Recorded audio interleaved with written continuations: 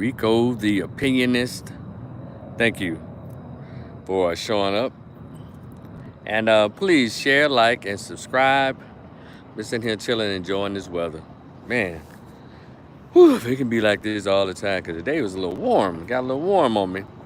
I want to make this a quick video. This is really quick.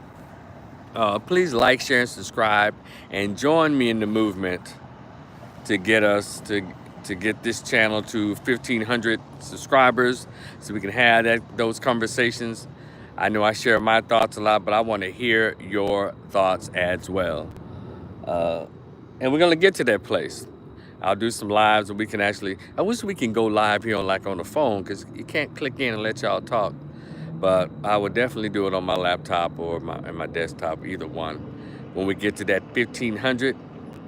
But in the meantime, I'm going to talk to you and share my thoughts with you, if that's okay.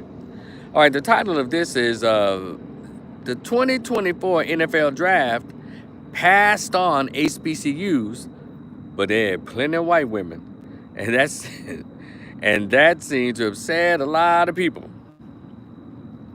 And then they showed this. I think the Philadelphia Eagles. They showed a lot of memes started going around of a lot of the guys who are waiting for their phone calls to get picked by the various NFL teams, and every one of them had a white woman or a bunch. Every black player that that was waiting on their call had a white woman right next to him. Yeah, I mean damn near every player had a white woman and his mama, and his black mama. Most of them did. And then they start showing these videos where I guess most of the NFL players and their white fiancés. Oh man, that caused a stir across the country in the particular sectors of the nation. I guess black women were upset about it. Okay. But while those of you who are paying so much attention to, I guess, the NFL draft, in a sense, to notice all the white women that they had on their arms, who were probably their girlfriends in college, and you know how the conversation goes around that. Well, they met them there. You know how these white girls do whatever these black dudes do. They do anything because they know they're gonna go to the pros. Well, you would think a lot of sisters would do the same thing, but I guess they wait until they sign, then they start spending money, then they try to holler at the black and then they try to holler at the brothers who, after they've made it, instead of building with them. And then there's this video that went around, that's going around. This young brother was explaining what his black athletic friends who play football and stuff told him.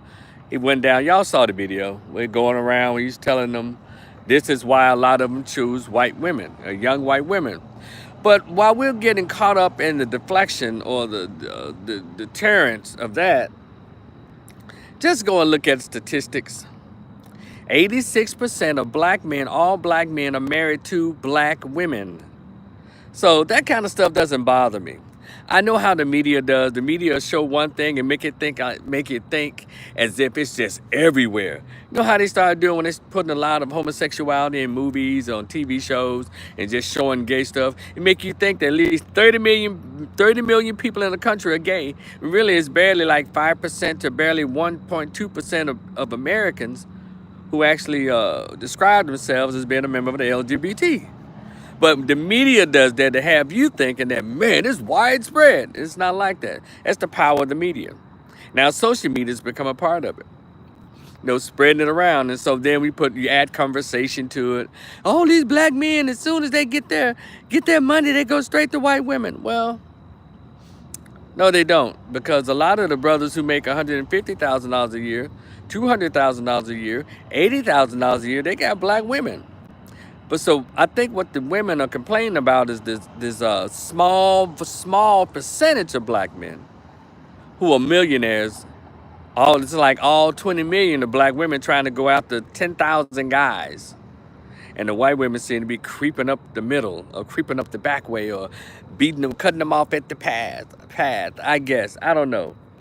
But I try not to pay that kind of stuff any attention. If you want to look at the baseball teams. There are no black dudes on there. And the ones that's on there, they might be Cuban and Dominican. They got white wives. So I guess if they got melanin, they gonna have a Melanie. You like that, huh? Uh, so but anyway, yeah, they got a lot of sisters that got their lace fronts in limbo and their panties in a wad. But 86% of black men, married black men, are married to black women. And if you can't find solace in that, I don't know how I can help you. No black people who seem to be concerned about this. Um, there's also a video of this young man who proposed. He was in college. I guess after they walked across the stage, he still had on his hoodie and his robe, and she still had on her little cap and gown. He had on his cap and gown, his gown, and he proposed to this young white woman who's blonde, and she was at least probably half a foot, tall. She was taller than him, and she hugged him and smiled and said yes. And some people were seen to be upset with that, and my thing is, as relates to black men, because one thing, let me say this, I am pro-black, probably as much as Dr. Umar Johnson, but I also understand the reality I live in. You know, when people say black people are not a monolith, it's the truth. But it's interesting when it comes to black men who are making $1 million or more. They want all us to be black, and all the sisters want to get in on that. But the thing is, black women, you have to start from the beginning. A lot of these guys who are millionaires, who make 900,000, 500,000 plus, they didn't get it from playing football or basketball. They actually went through the other way. They went through education. And their education didn't start when they became freshmen at these universities. Their education started when they were in the 8th grade, 9th grade, 10th grade, 11th grade. You know, those years where a lot of those guys were ignored by black women, because they were so busy studying that they didn't have on the latest fashion. They didn't have on the latest sneakers.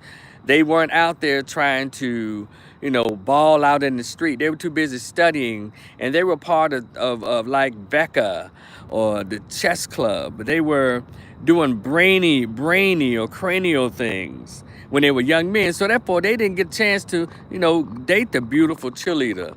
They didn't get a chance to date the baddest, finest chicks in the black neighborhood because, the athletes and the drug dealers and the gang members got all of them. And so what those young men did, they stuck to their guns. They stuck to their goals. They went to college. They graduated from high school with top grades. They went off to college. They studied hard. They knew what their major was going to be because they didn't try to get out of the ghetto by way of basketball and football or rap. And so y'all miss those young men. And somehow, unfortunately, a lot of young black women, when they're gorgeous in their teen and early 20s, they look past these young men who are building. And just so happen, when they're wearing their jogger pants, their backpack, or their hoodie, Rebecca, Jennifer, Rosemary, Jasmine, they notice them. They notice them for being so smart and notice their little quirky personality. It's almost like, y'all know how Laura Winslow treated Steve Urkel all those years? And then he found somebody that liked him. Just so happened she was black. It was Myra. And all of a sudden, Laura started missing him and said, wow, he does have value. This chick is all over him. See, that is what's happened. There are a lot of black men who were successful, 500,000 over, who were not athletes, who didn't play any sports, who didn't rap, who weren't in the music business. They went to school. Do you understand that? They went to school. A lot of them didn't go to HBCUs. A lot of them went to Penn. They went to University of Connecticut. They went to a lot of PWIs. And even at those schools, those black girls walked past them, obviously. They went to where people were smiling at them. Got it? So we can't, hello, whoever that is, or Raj 3 or Ray 3 or whatever, Ray or whatever. Hello, welcome. And so that's what happened. And we're going to have to live in this reality. So sisters, who now you're 35 years old or you're 28 years old and you want you a millionaire black man, well, all of you can't have the athletes. Y'all see that they're split down the middle, or at least 65% of them are going to women of other races. Because at least a lot of those women are smart enough to catch them early when they're like, kind of crawling before they're walking, or they're kind of stumbling up that ladder. You don't wait until he's already successful, then present yourself after you've been out in the streets or you've been ignoring men like him. Y'all just change your strategy up. It's no like a insider trading going on. White girls are just taught differently than black girls. White girls are taught, he's trying, he's building. He's not trying like, I know sisters say, hey, we support all these black men when they down and out. Well, see, this a different kind of down and out. Y'all support black dudes when they trying to get off probation. Y'all support black dudes when they trying to catch up with they child support from their third baby mama. White girls don't do that. They support black men when they're down, as in they're going to class right now. They're going to class and they have a job after they finish their classwork, and they're working double duty. That's the kind of support you're supposed to have. You're not supposed to be. And I'm talking to you black females like Amanda Seals who say, I've supported so many black men who couldn't do this, they couldn't do that. I bought this, I helped them with that. No, those not the black dudes you're supposed to support. Motherfuckers on probation. Dudes with their third and fourth baby mama and can't pay their child support. They got to work and all their money go to child support. You trying to date them to make them feel good. No, that's not for you.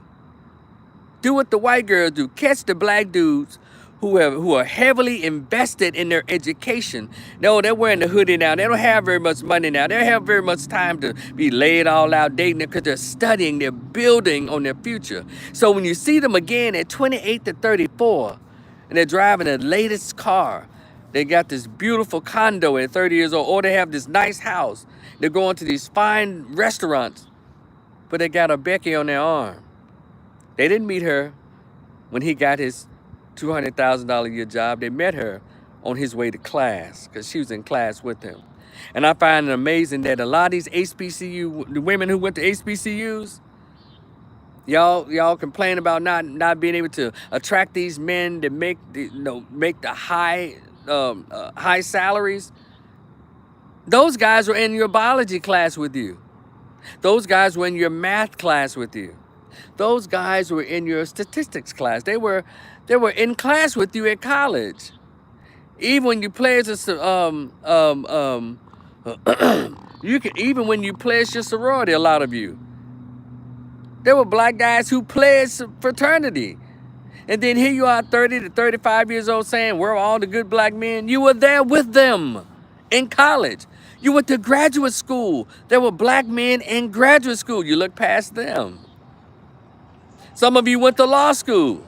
There were black men in law school. Some of you went to black law schools like Howard and Southern University, Texas Southern Law School. There were black men there.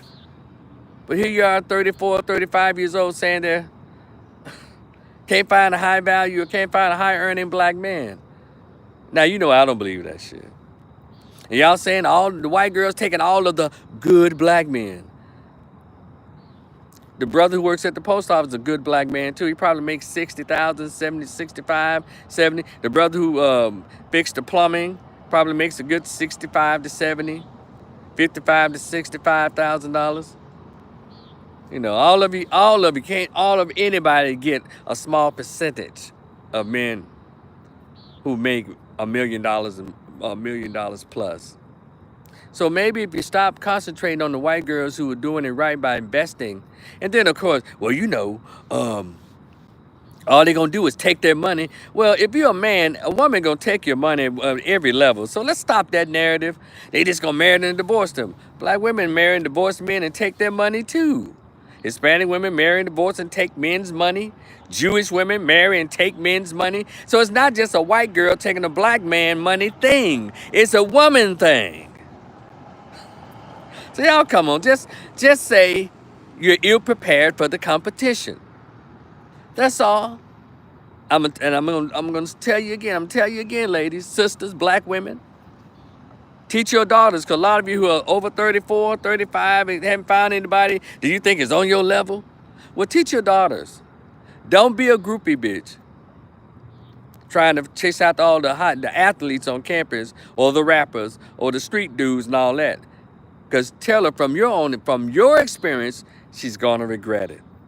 Tell her to find a nice guy, a good dude, who's actually, who's worthy of her help. Meaning he's going to class, he works a job after school, he's hustling. And she'll meet with him for ice cream. She'll meet with him maybe if he has some money, for the movies. See, those guys like that, they don't have extra money to take you out to restaurants, take you out to activities, take you to movies, or buy you stuff. They don't have that kind of money. And if you heard that video, what that little black dude said, what his black athletic friends told him, white girls be bringing them stuff. They know they don't have any money they're playing, so they invest in them. And the problem is young black girls and young black women don't invest in young black men who are trying to invest in themselves outside of selling dope, outside of creating baby mamas, outside of trying to be in gangs. Y'all get it? Because a lot of y'all are too pretty and too fine, still at 30 and 34 years old, talking about where the good men at. What's up, Good Joe? What's up, Slay Queen? And Ray, what's up? Ivan, what'd you write? You said you can draw 99% of problems from outsourcing manufacturing overseas, regardless of civil rights and whatever. You'd be foolish to deny that America was better back 75 years ago. I don't know what that's about, but who gives a shit? I know the trolls gonna come in, but you won't hardly be entertained. But y'all see what I'm saying? So, yeah, I guess for a lot of people, those images of those black men who are about to sign those $50 to $90 million contracts. Well, thank you, Slay Queen. Yeah, I like this color. She said I love the shirt. Or he, I don't know. Yeah, Slay Queen. I'm assuming it's a lady. You have to invest early. Teach your daughters to invest in those black men. The one who's wearing the Spider-Man t-shirt. Those who are, wearing the Marvel t-shirts and all that. No, y'all invest. Y'all teach them to invest in those young men. Okay? So stop crying about what these brothers are doing who you didn't even want. One more thing. Even Jaleel White, who played Steve Urkel, even he caught flack for marrying his white woman.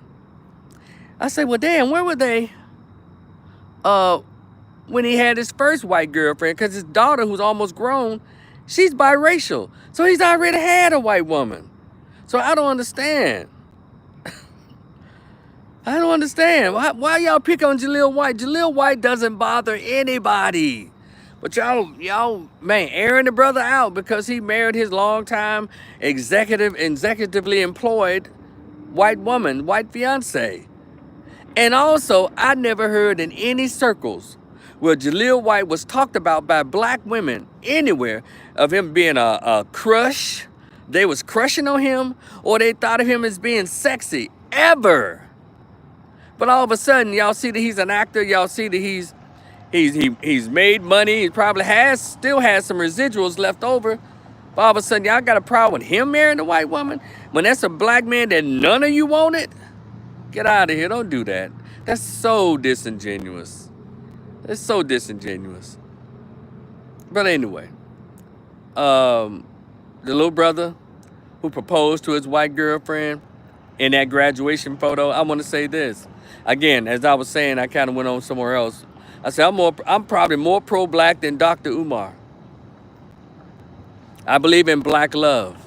I want black people to be together, so much so that I think we should be creating a relationship with all of the Africans who come over from Africa and the Haitians that come over, because we can use that black blood. We can use that black DNA from those Africans, those true Africans. We need that blood because our blood has been kind of mixed, and we find ourselves catching some of the same diseases that people who are kind of more pure blood as black folks, we don't catch. We catching the same disease that white folks catch. We catch the same colds and sniffles that white folks catch because our blood has been so blended and mixed that we're not up to our strength like we were before being brought over here about 300 years ago and being mixed in. That weakens our blood. That has weakened our blood and our DNA.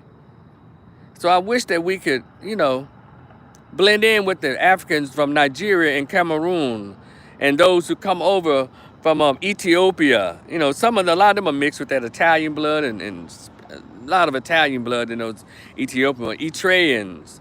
You know, we as Black Americans need to forge a relationship with our African, pure blood African brothers and sisters. You know, when I say pure blood, they that Don Cheeto Black, good, that eBay from Good Time Dark Skin, that's that original God blood in those folks.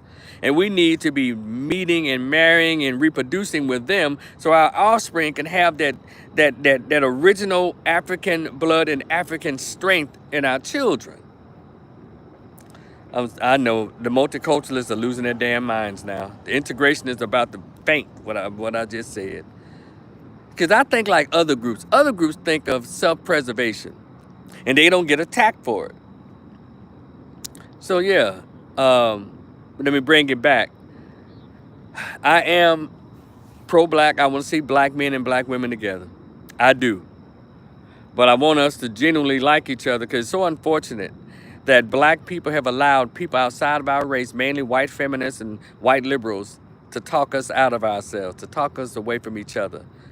We fallen, you know, it's almost like they got in Black women's face. Psst, psst, psst. He's oppressive. He's a patriarch. He's a patriarch. He's holding you down, girl. He's holding you down. Then they get in the Black dude's ear. Man, they holding you up, bro. I'm sorry, the white men. Well, you're a man. You don't need her. You don't need her. She's just a woman. You know, you don't need her, man. You're your own man. You can go out and venture the world. You don't need this woman. You can have any woman you want. See, they both got in our ears and talked us away from each other. So look around in society and go to any party, go to any gathering, you'll see Black men and Black women separate, and everybody is just dancing with each other and kicking it. Or we trying to dance with other people like we're just lost and stupid. And all this bullshit about love is love. Well, tell a Jew that when they're talking about self-preservation. Tell an average Caucasian that when they're talking about self-preservation. We're the only ones that fell for that assimilated integrationist foolishness. And here we are today, crying about a few Black dudes that decide to go outside the race. But you know, it's very important. It's very interesting to note that we seem to always look past, and they still do it, even though they've been called out about it. Shout out to the Manosphere. Shout out to Passport Bros and everybody else. These sisters, they get so upset when they see these Black men who are successful marry out of the race. But as soon as a Black chick gets a white man that I guess supposed to have money, man, you see the parades. They forget about Wakanda forever. They forget everything. Ooh, she got him a white king. Said, that's right, girl. Get your love. Love is love. But these Black dudes who go in, I guess they practice love is love with someone of another race. These brothers hate their mother. They're self-hating. That white girl gonna take them out. So you can't really take these people seriously. Again, I am pro-Black, but I am pro-Black men going to where they're celebrated, not tolerated. And I'll tell any man, it's particularly Black men, go in the direction where the ladies are smiling at you. If the women of your own race are not smiling at you for what you've accomplished and what you try to be as a man, well, you know, go whoever's grinning at you. That's all. Again, I'm pro-Black, but I don't want Black men to be around here to be without because they can't seem to get smiled at by the women in their own group. But let me say this. Black women are not just in America. And shout out to the Passport Bros. See, brothers, you don't have to go to no white woman. You don't have to. Now, who you screw, it is what it is. You know, men gonna screw. Men of all races gonna get some coochie no matter what land, culture, or race she's from. But see, who you marry and who you reproduce with is what I pay attention to. There are Black women in Latin America, Africans. The largest number of African people is in the far South America, like Brazil and Colombia. Yeah, Brazil has the largest amount of Africans. And then you have Acapulco, or you have Mexico, southern Mexico, around the state of Guerrero. That's where those Afro-African Mexicans live, where the country of Mexico ignored anything that was darker than Ricky Martin. Everybody, they never counted those black Africans, I'm sorry, those black Mexicans until about 5 years ago. They've been there for hundreds of years, over 100 years. And that racist country, Mexico, never counted them in the census. And so I got a chance to see one or two of them just by chance in '94 when I went to Acapulco with my university, Graham State University. We had an exchange program going on. Mexican students came to Grambling. We went to theirs, stayed like a month. We went to Saltillo, Monterrey, Mexico City. I noticed that the further south we went down in the country of Mexico, the darker the people got. And when you go down to Acapulco and Puerto Vallarta and all down, past the state of Guerrero, that's where you start seeing people who look like me, speaking straight Spanish. And then and you can go and look up in Google the countries or the cities in Brazil with the darkest or the blackest population. So black people are all over the planet. African people are all over the planet. So we don't have to just date black women in America under this culture. This culture is toxic towards men. It's toxic. That's why a lot of passport bros say, man, the hell with this, I'm gone. Got it? So but anyway, this your man Rico the Opinionist. Y'all like, share, and subscribe. Trying to get to that 1,500, we can start talking to each other. Because I'm going to turn this channel from Rico the Opinionist to Rico the Opinionist Podcast. I'll talk to y'all later. Be cool. Peace.